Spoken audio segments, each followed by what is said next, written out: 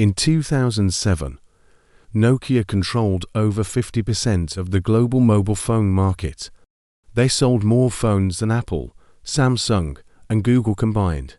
5 years later, they were irrelevant. This isn't a story about bad luck.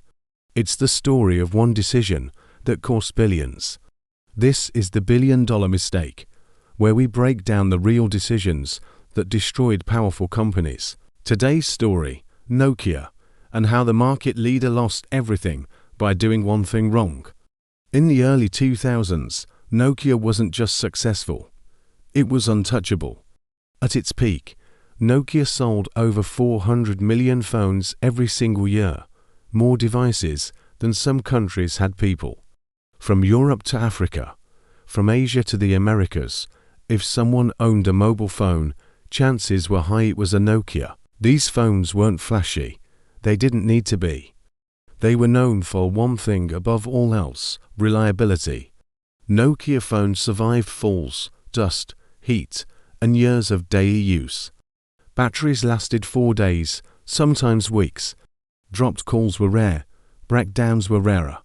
For millions of people, a Nokia wasn't just a phone, it was their first connection to the world. And then there was the ringtone. That simple tune became one of the most recognizable sounds on earth. You could hear it in offices, markets, buses, and classrooms, a global signal that technology had arrived. Owning a Nokia meant more than communication. It meant status, it meant trust. It meant you had chosen the safest option available. Inside Nokia, this dominance shaped everything. Success turned into confidence. Confidence slowly turned into certainty. Executives believed they didn't just understand the mobile phone market, they defined it. Competitors didn't set trends, Nokia did. When new ideas appeared, Nokia didn't rush to follow them. They evaluated them slowly, carefully, confidently. After all, why change something that was working perfectly? But this belief, that leadership was permanent, that dominance was guaranteed, would quietly become the most dangerous assumption the company ever made. In January 2007, something unusual happened. At the Macworld conference in San Francisco, Steve Jobs walked onto a stage holding a device no one at Nokia had built, and no one at Nokia truly feared. He called it the iPhone. It didn't look like anything people were used to. There was no physical keyboard, no buttons covering the front, just a large glass screen. Inside Nokia's headquarters, executives and engineers watched the presentation, and their reaction was not panic, it was skepticism. To them, the iPhone looked fragile, too expensive, too impractical. They noticed what it didn't have: no removable battery, no expandable storage, no proven app ecosystem, limited support for global carriers. Compared to Nokia's rugged devices, phones that could survive years of abuse, the iPhone seemed like a luxury experiment. Some inside Nokia reportedly dismissed it as a product for a niche audience. A phone for wealthy consumers, a phone that wouldn't scale. One internal sentiment captured the mood: this will never work in mass markets. After all, Nokia understood emerging markets. They understood cost. They understood durability. Apple, on the other hand, had never made a phone before. From Nokia's perspective, the threat didn't feel real. What they failed to see was not the phone itself, but what it represented. The iPhone wasn't competing on durability. It wasn't competing on battery life. It was competing on experience, a future where software mattered more than hardware, where touch screens replaced buttons, where phones became platforms, not products. But inside Nokia, those ideas felt distant. They had momentum, they had market share, they had numbers that told them everything was fine. And when data says you're winning, it becomes dangerously easy to ignore the signals telling you the rules are changing. By the time Nokia realized the iPhone wasn't a toy, the warning had already passed, and the window to respond was quietly closing. The real danger for Nokia didn't arrive suddenly. It unfolded quietly, inside meeting rooms, emails, and internal reports. far from headlines and product launches. After the iPhone's release, Nokia didn't do nothing. They discussed, they debated, they analyzed. But they hesitated. At the center of everything was Symbian, Nokia's operating system, and the foundation of its success. Symbian powered millions of devices. It was stable, familiar, and deeply embedded into Nokia's business. Replacing it wouldn't just mean updating software. It would mean retraining thousands of engineers, risking delays in production, admitting that the past decade of decisions might no longer work. For a company selling hundreds of millions of phones, change came with enormous risk, so Nokia chose the safer path. Instead of committing fully to a touchscreen future, they tried to protect both worlds at once. They kept Symbian alive. They experimented with touch on top of it. They released half-measures, devices that looked modern but behaved like the past. Inside the company, tension began to grow. Some engineers saw the problem clearly. They warned that Symbian wasn't built for touchscreens, that it was too complex, too fragmented, too slow to evolve. But those warnings struggled to travel upward. Nokia's culture rewarded reassurance, not disruption. Managers filtered bad news. Executives received polished reports. The urgency of the threat was softened before it reached the top. Meanwhile, competitors were making bold, uncomfortable decisions. Apple rebuilt the phone around software. Google opened Android and let others scale it rapidly. Nokia did neither.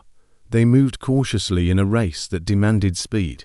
By the time Nokia finally attempted a major shift, partnering with Microsoft and abandoning Symbian, the ecosystem war was already lost. Developers had chosen sides.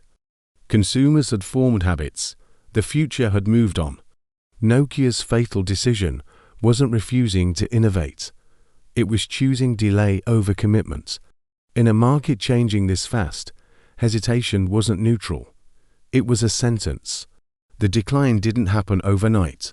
At first, it was subtle, small drops in market share that could be explained away. A missed quarter, a delayed product, temporary problems. But the numbers kept moving in the wrong direction. In 2007, Nokia controlled more than half of the global smartphone market. By 2010, that share had fallen dramatically. Consumers were choosing devices that felt faster, smoother, and easier to use. Developers were building apps for platforms that promised growth. Nokia was losing both, quietly, steadily, inside the company. Pressure mounted. Profits shrank, margins tightened, layoffs began. Entire teams that once led innovation were suddenly uncertain about their future. Then came the turning point. In 2011, Nokia made a public break with its past. Symbian was officially abandoned. The company announced a partnership with Microsoft, betting its future on Windows Phone. The move was meant to reset everything. Instead, it accelerated the fall. Developers were hesitant, consumers were confused. The ecosystem never reached critical mass. Within months, Nokia's smartphone sales collapsed further. By 2012, the company reported billions in losses. Its market value, once among the highest in the world, had been reduced to a fraction of what it had been just a few years earlier.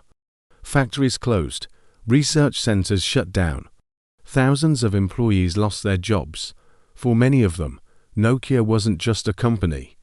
It was a national symbol, a source of pride. In Finland, where Nokia had powered a significant part of the economy, the impact was deeply personal. And then, in 2013, the final moment arrived. Nokia sold its mobile phone business to Microsoft for roughly $7 billion, a small number compared to what the company had once been worth. A business that once defined an industry no longer made phones at all. There was no dramatic explosion, no single fatal day, just a slow realization that the world had moved on and Nokia had moved too late. Nokia didn't fail because it lacked talent. It didn't fail because it ran out of money. And it didn't fail because technology moved too fast. Nokia failed because success convinced them that the rules no longer applied. 4 years, every decision they made was reinforced by numbers that said they were right. Market share, sales volume, global reach. But those numbers only describe the present, not the future.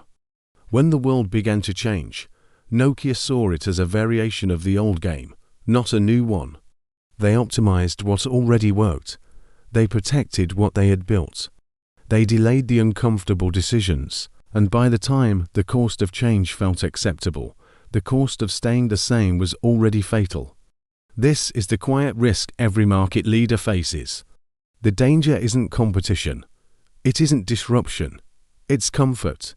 Because comfort makes warnings feel optional. It turns hesitation into strategy, and it mistakes stability for safety. History doesn't erase companies because they make mistakes. It erases them because they ignore the moment when the future asks for something different. This story didn't end when Nokia fell. The same patterns repeat in companies, in industries, and in moments where success makes change feel unnecessary. There are more decisions like this, some bigger, some quieter, and each of them leaves a trace before everything turns. If you want to recognize those moments before they're obvious, the next story is already waiting. Nokia ignored a future that arrived quietly. In the next story, a company saw the future clearly and still chose to walk away. It cost them everything. This was the billion-dollar mistake. The next mistake was even bigger.